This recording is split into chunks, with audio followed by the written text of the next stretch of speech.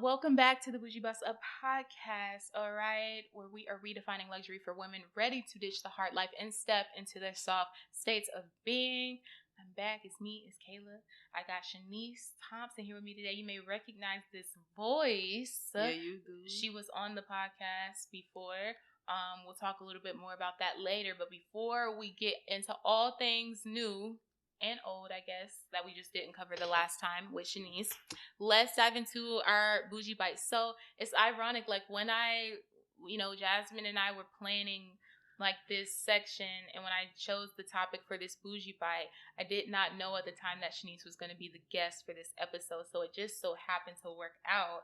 I figured it's just something fun. It's January 26th, right? And today is actually National Spouses Day. And so I was just like, in honor of my lack thereof, I thought I'd explore some characteristics of my own dream spouse. But Shaneece here is actually married, 10 years married, almost 11 years. Mm-hmm. And so, yeah, I'm going to talk about what I want, and then she going to give us a dose of reality about what to expect. So what I want in my man, my husband, because I do want a husband, okay? And if you don't, that's your prerogative. That's your prerogative, but it ain't mine. So, listen, I feel like it's okay with wanting a man to be fine, like physically attractive. Like, I need to like looking at your face, among other things. And so I would, of course, I would like to find you physically attractive, but that's not the most important attribute. Of course, I would love like financial stability. I'm not about to go down the rabbit hole of like who needs to make more money. I really don't care about that more so, but financial stability and also financial compatibility, because like the way people approach finances is different. And I know like that's one of the biggest reasons for divorces and just like disputes between couples.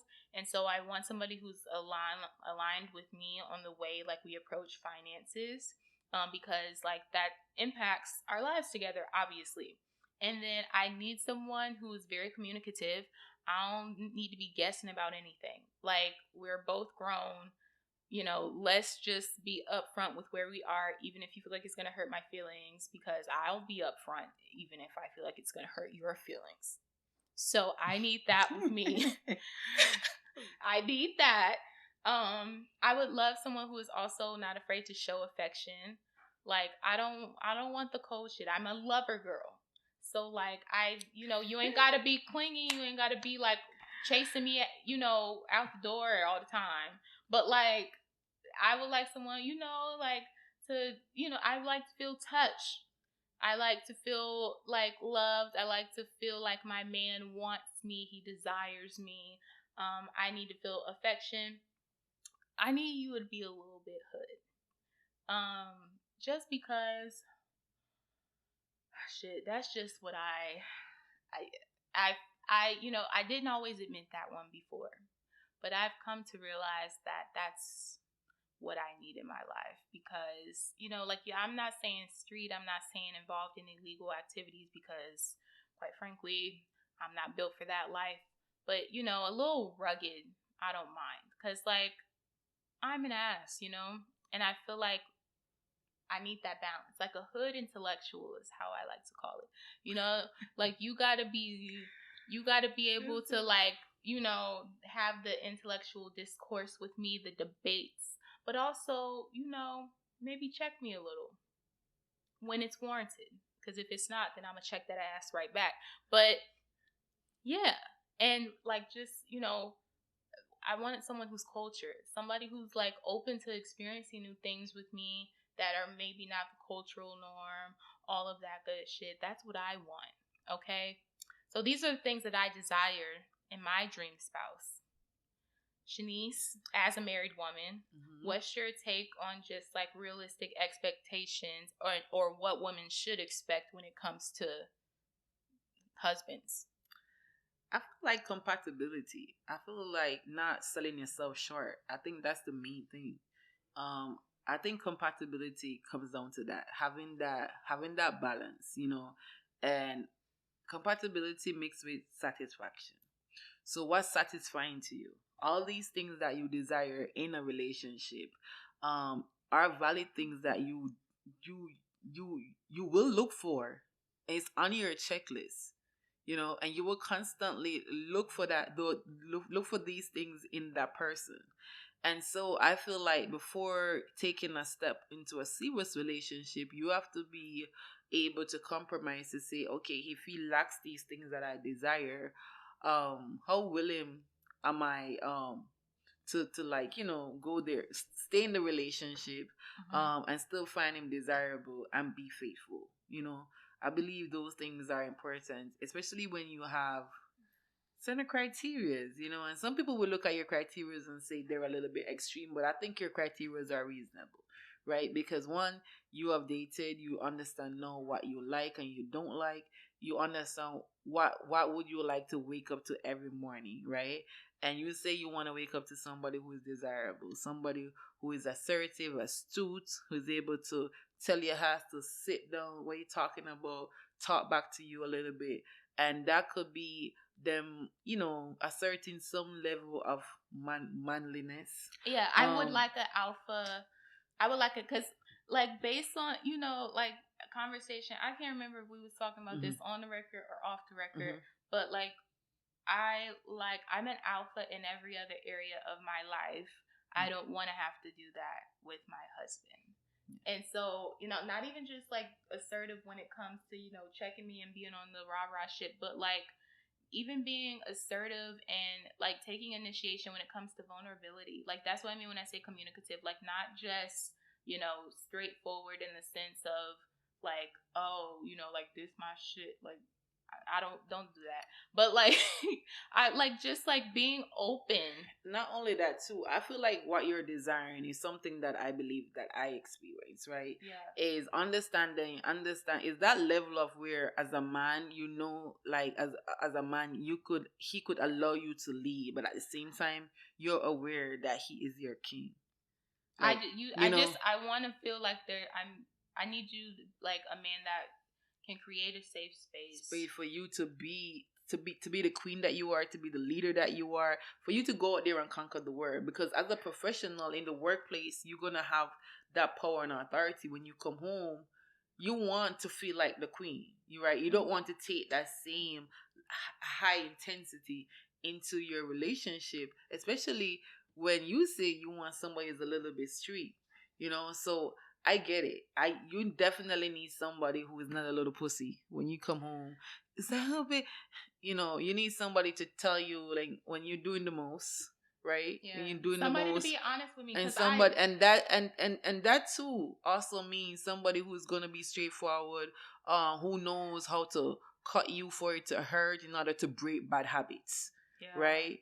And sometimes I feel like relationships lack that because men can be fearful of your reaction. If they have a strong woman in their life, they're fearful of the reaction that they will get, or the argument that it will create. But sometimes we need to have those arguments in order for us to understand ourselves, and to sometimes it even create a level of respect for ourselves too, because sometimes we don't know when we're you're acting up too like much. I need someone to help keep me accountable, who's not afraid to do it. And I mean, to that note, I guess because here's one thing that I didn't plan on doing, but I feel like that context and like talking about like what you desire, because I mean this is a very common conversation of like what someone desires in their dream husband, what someone desires in their dream wife, but also understanding like this isn't coming from a place of like I just want to take.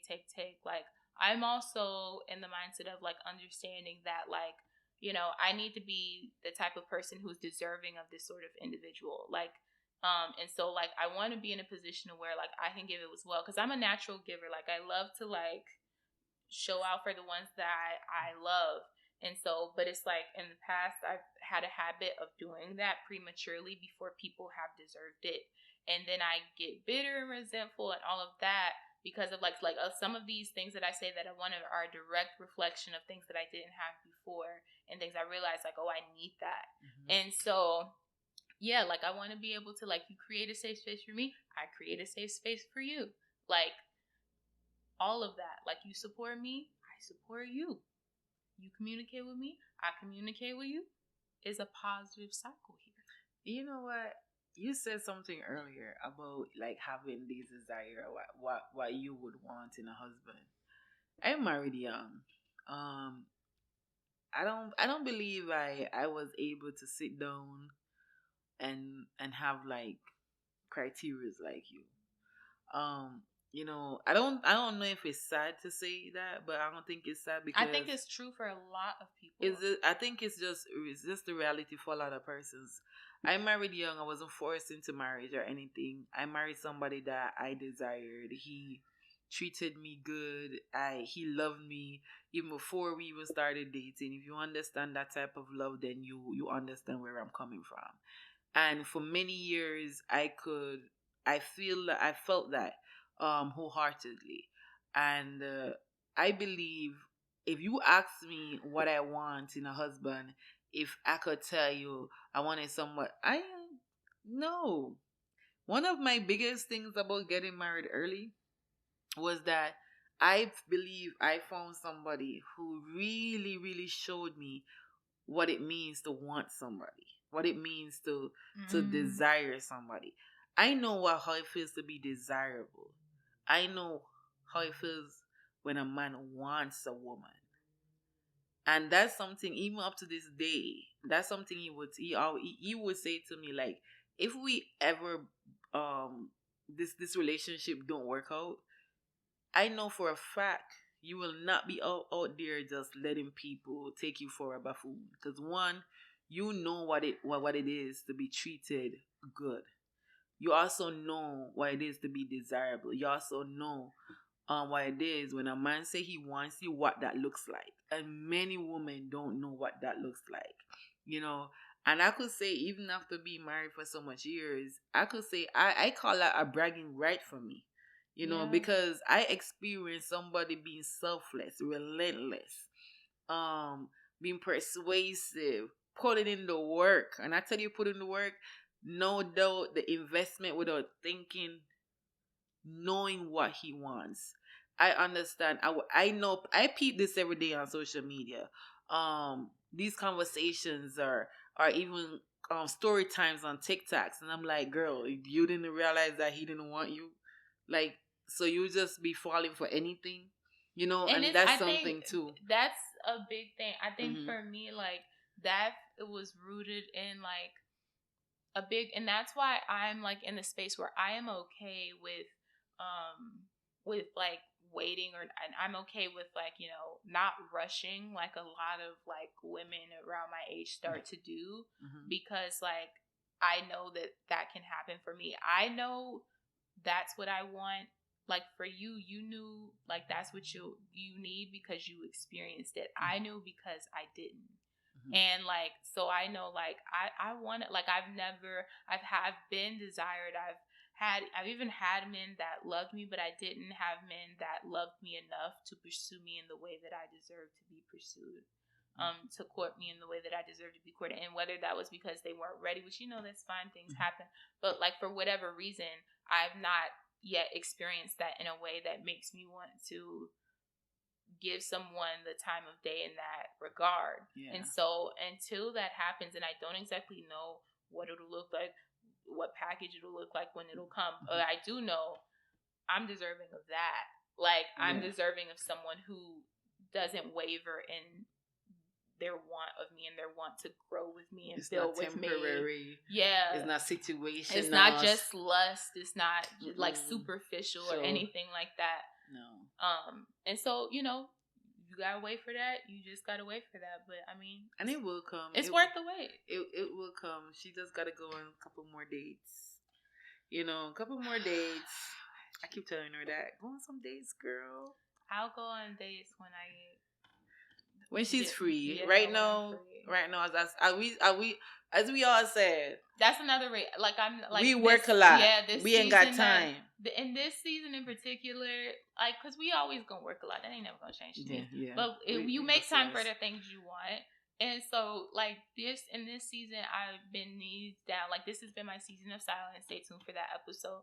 But like, this has been my season of silence. So I really haven't been out around like at all.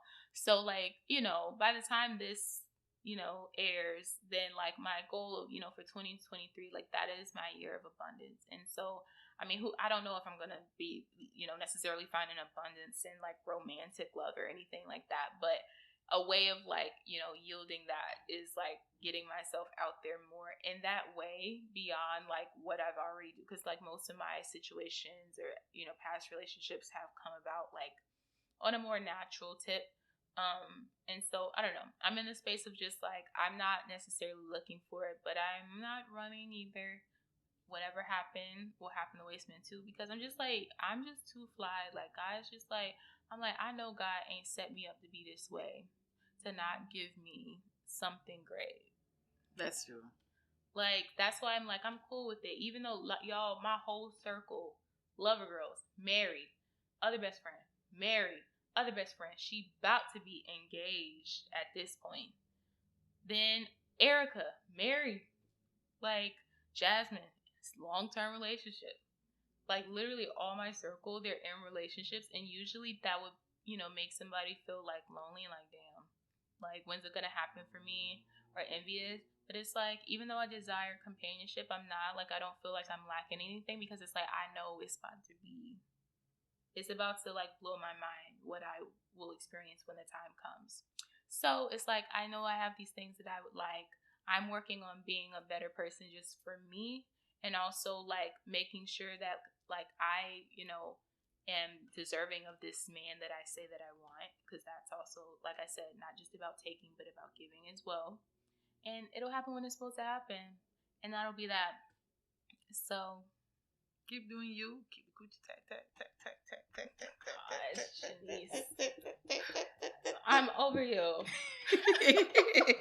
Gosh, oh my God. And on that note, let's get into some bougie business. Mm-hmm. Shout out to the sponsor of today's episode, Her Timeless Brand, which is the creative agency where strategy meets modern design.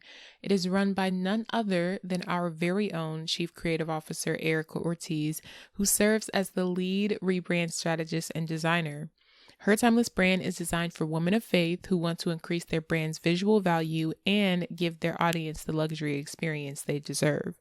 Signature offers include the Essentials package, which includes brand strategy, brand identity, mini social kit, and a customized 2-page website, as well as the Brand Refine Her package, which includes brand strategy, a photo shoot mood board, brand identity, 15 pieces of marketing material, and a customized 5-page website. Just an FYI, y'all, that Her Timeless Brand is behind the lovely logos, fonts, and social media aesthetic for Boujee Boss Media, so you already know it's top tier, okay? You can visit hertimelessbrand.com to learn more. Thanks again to Erica and the HTB team for sponsoring this episode. Now let's dive right back in. Okay, let's dive into these questions. Okay, so Shaneece, just tell us about yourself and your journey to becoming like this successful like mompreneur, your government official, I guess you could say. That I could say government official, that's a legit title. Anyway, so yeah, tell us about how you got there, how you got to where you are today.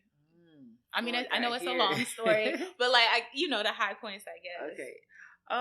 So for me, I believe I've always wanted to work in a capacity where I'll be in a position of influence.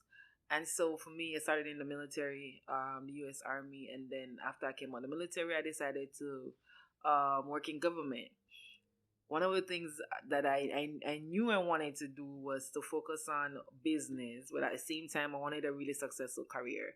And so working in the government has afforded me a good career right now. I'm a federal investigator, and I'm considered a senior investigator, and that is I would say a prominent and rewarding career so far. And so my love for business did not allow me to just work as a regular government employee. I had to dibble and dabble in entrepreneurship. So in 2019, I started my business, Kai Blends, and Kai Blends has changed my life, put it that way. It has allowed me to just pursue my passion a little bit more in terms of hairdressing, creating beauty products, and just helping women of color, mainly so far, to remedy many of their hair concerns that they have, and just put them on to like good regimen, best practices, and this is what Shaneece is about, I guess. Yeah, it's so crazy because, like, Erica, she is the first guest, and then Jasmine's gonna be the last guest, and you're the middle guest, but you're also the only guest that's ever been on the show twice. And so each guest has something special about them. For OGs that don't remember, Shaneece was on the show now almost 2 years ago.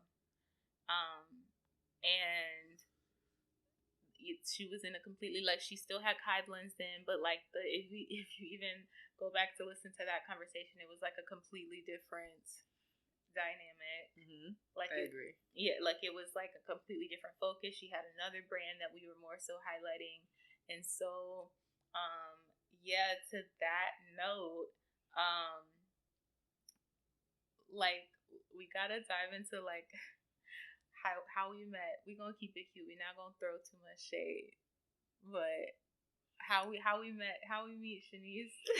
So we met in a business development program. And we could say the program. Huh? We could say the program. I wouldn't. Oh, okay. Okay, so we met in a business development program, and in that program, it was, I would say, it was people from different walks of life. It was the persons who were at different levels of their entrepreneurship journey, and me, I was already doing my business, trying to figure out what direction to go with managing a skincare line and a hair care line. Khala here was working on her blog at the time. So when you look at that, that was a bunch of entrepreneurs who were at different stages in their entrepreneurship journey in one melting pot, and what came out of that was mostly friendship than anything else, would you say? And so Kayla and I have bonded from that class, basically, and we have been tight ever since. I know her creative director. Yeah. For her podcast. I've been, I could say, a good bestie too over the past couple of years, and I could say I'm also the secret sauce as to why she is even here in the city close by me as well. So from South Carolina to New York City to New Jersey, and I'm the Brooklyn girl. So she's the Jamaican girl that was in Brooklyn. See, she's showing shades and stuff like that. Why is she gonna do me like that?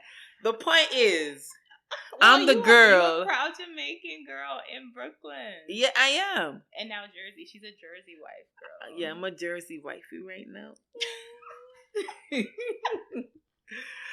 Yes, so this is how we met, and Khalla's journey as a PR executive is amazing. I don't know if y'all know that story, but no, we don't. We ain't gonna go into it. It's not about me. I know, but that's how we met. Okay. Yes, that's how we met. Lord. Okay, so I mean, I think you touched on Kai Blends. Like, tell us the inspiration behind why you started the brand in the first place. In 2019. So Kai Blends was formed because I was in pursuit of starting my own business. One, because I sucked at selling hair products at the time. So in 2017, I started Shea Flawless hair brand, where I sell hair, lace front wigs, HD lace, and I was trying to tell people about those things back then. They were like, "What? We ain't spending so much money for it." And so I tapped out too early. So that's a good point. Don't stop. Continue. And so after I had my baby, I experienced postpartum hair loss, and my baby had cradle cap as well. So with these hair conditions, I basically decided to share my grade of Jamaican castor oil from Jamaica with the world. So I decided to start a single product business. And from there, I launched other products that is now in my product line, and now we're in stores. So In stores on Amazon, and we're emerging worldwide soon. Yeah, we in Jamaica. So worldwide. Okay. She be too modest. I know. Anyway, so we talked about it. You play, a big role. Like, the reason why I gave Shaneece the official title of creative director is because she's kind of like served as that unofficially for all my brands for the last like 2-3 years, and I've done the same for her. Like, we both be each other's like creative directors. Mm-hmm. Like, every business thing we do, like, we always like run it by each other. Sure. Mm-hmm. And so I'm just like, I might as well, like, especially since I was like started like forming a team, I'm like, well, I feel like Shaneece, you already gonna be knowing everything that's going on, so I might as well bring her on officially to the team. And so tell me, like, from your perspective, because child, they be cracking on me for real about me, but tell me, I don't even want to ask the question at this point. She's scared to ask the question because I stay ready. Tell me about what it's been like collaborating with me and like this journey. Because like you were there from when I was, like she said, when I was working on my first brand. This is my third brand. And so like, tell me what it's been like collaborating with me on this one and like being behind the scenes of like Boujee Buzz Media. And like, I don't know, I guess you could also provide context from like because you have been there for the other brands, and there's a very big difference in how I've approached this versus the first two. Mm-hmm. So, like, tell me what it's been like from your vantage point of seeing me do this, working with me on this, and, like, just being behind the scenes of it all. I would say it's very admirable, especially as a young professional as well. And I was seeing where she has pivoted a lot, okay, and that's because she's in pursuit of her passion, something that she's passionate about. And I believe one of the things that she does well is learn from her mistakes. She roll with the punches, and she understands, and I believe Khala understands like when to change, okay. And because she has this high level of self-awareness, and she's also very meticulous and organized. I feel like it allowed her to be very goal oriented in whatever she's doing, and so her being here right now is all her just pursuing what she wants and understanding that this is her living her truth, and being fearless doing it. Starting over is not easy, and she has done so 3 times already. And I would say it's not starting over. I say every time she has done something different, she has improved dramatically. You'll be able to see the difference in the way how she shows up online. You'll see the difference in her production. Look at this. This is amazing, right? She's a visionary. Like, she knows what she wants and she goes after it. One of the things I really love about her growth is that she spends a lot of time in the research and development stages. And so production for us, even as a podcast that's emerging, it's not a production that where we don't do heavy lifting. Everything that we do is strategy based, is data based, is research based, and that's something that has shown a lot in our growth and development as an executive in her career, that ripples out into what she loves on her own time, which is her business as well. That was nice, Shaneece. That was very nice. I've been here, so I know. I saw everything. Yeah. She has, like I said, she's been here, and like. No, it's been fun. There's definitely, I mean, you guys know I've spoken about this already in the season about. It is very different. But yeah, no, like it's always nice to hear. Okay, so speaking of like creativity, like new creative pursuits, you have got something coming up. You've got a project coming up.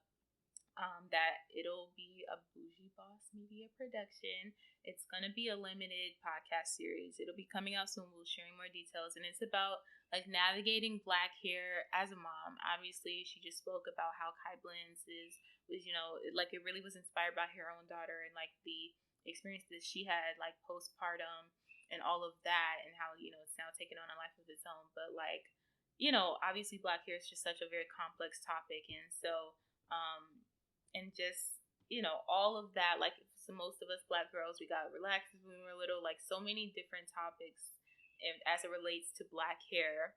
And so like share a little bit of context, not too much because we gotta like leave them with something, but a little bit around like what inspired this venture, you know, why now, like why do it now, and then what listeners can expect. So this is just my proactive approach to teach younger people how to take care of their hair, why they should appreciate their blackness, why they should be more vested in understanding the importance of existing in their true being. And I said a proactive approach because my main customers right now are women who are over 30, women who are in retirement age.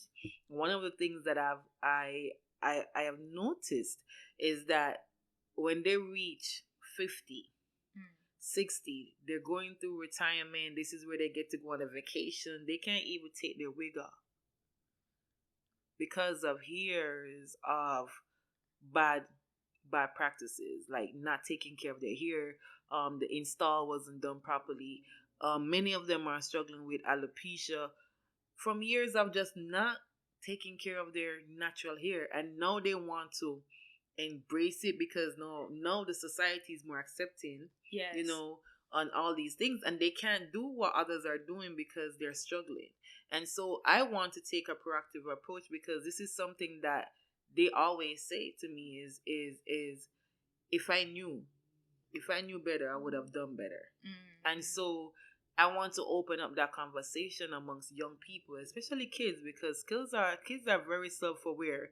And these are for me, I have 3 girls, and the middle one is very self-conscious, and she struggled with accepting her natural hair. And I want to just highlight some of the conversations that took place in my household to help build our confidence. And I want to share that with other households and even encourage women of color who are struggling with alopecia as well, that, you know, accept the fault of our lifestyle, our styling preferences as well, and just know that if there's no solution, you could still wear your wig, girl. Just learn how to do it better. That's it. Amen. Yeah. Oh, Lord, I got some hair stories. So many hair stories. Jeez. Okay, so we have a new segment. It's called Boujee Bible, and it's where the person of the hour, shares one succinct piece of advice for our audience. So, from the chapter of Shaneece, what Boujee Bible verse do you want to leave with us today? A very big one is find your identity outside of your career. What that means, guys. Who you are at work doesn't have to be who you are in the bedroom, who you are when you parent, who you are when you hang out with your friends, and who you are when you are by yourself. And it's so important that you create an identity for yourself outside of work. Figure out what your hobby is. If you lost touch with your hobby, what you like, your desires, sit with yourself. Do yoga, meditate, think about life, journal until you figure it out. But take the time to step away from your personality at work and define who you are, who you want to be, who you want to show up as in the world, who you want to show up as for your girlfriend, or even for yourself too. Do you want to advocate for your own well-being more in your relationship? Now's the time for you to take a step back out of being the boss bitch that you are at work. Hello. And be patient to yourself, be a loving and friendly person, be approachable, be kind, be submissive too. What the fuck? If that's what you want to do, That's what you want to do it. So I believe that's very important right now, and that's my Boujee Bible. Okay. Well, before we officially wrap, and Shaneece gives us all the deets for how to keep in touch with her, I just gotta say thank you for coming on. Like, listen, she wasn't telling the truth, you guys. When I first moved, like before I even moved last year, I told the story. Go back and listen to the episode of it, like the series, the overnight executive series. No, that was that the series. Actually, yes, it was, where I like kind of shared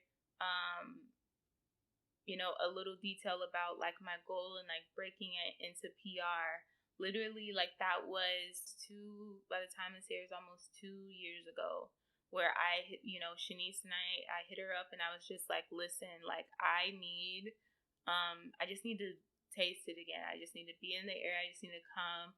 Like I would always stay with Shaneece at least part of the time while I was visiting. Every time I came to visit New York before I moved, when I started coming back to visit. And so she's been my friend. Like this is the girl like we call each other at 3 a.m. in the morning. Mm-hmm. Like so many hours on the phone together, like working and stressing, crying, having meltdowns. Figuring out. Yes, this has been my friend. It's been my friend. Yeah. So it's super exciting to be doing this with her still. Like there's no way that she would have not been a part of this. So thank you for being my friend. Happy to be here and happy to be your friend. Yes. And so tell us, because I ain't about to. You want me to tell them that I fight everybody for you? No, I ain't about to cry. Damn. I was about to say because I ain't about to cry. Oh. I be fighting people for her. She do be fighting people for me. She do be fighting people for me. I'll call you. Don't play her. Oh my God. You play her, you play me. She do be fighting people. But we're fine. We don't fight no more unless we have to. Tell them people where they can keep in touch with you. So right now I'm only running one Instagram page, guys. Okay, Kai Blends. Okay, KAIBLENDS. Kai Blends. Okay, and you could find me on TikTok, Kai Blends too. Pinterest, the same thing as well. Make sure you support our website, which is kaiblends.com, and that's me. You can find me on LinkedIn too. If you need like recommendation, you need advice on how to get in the government. If you want a federal job, I'm pretty good at that too. She was trying to get me in. I was like, girl, it ain't happening. It ain't happening, but she tried. I'm a 6-figure chick with a 6-figure bitch. And I'm only I'm young and lovely. She's young, 32, 33. Yeah. And I'm doing my thing, okay? Hello. Okay, yo, shout out to the Boujee Bop of the week. Of course, we got to do the classic I Am Not My Hair by Miss India Ari, okay? So, of course, let us know your thoughts in the comments. Say hey to Shaneece. Let us know what you thought, okay? Any questions you may have, hit her up. As always, stay bougie, stay bossed up, and I will catch you next week. Bye. Bye.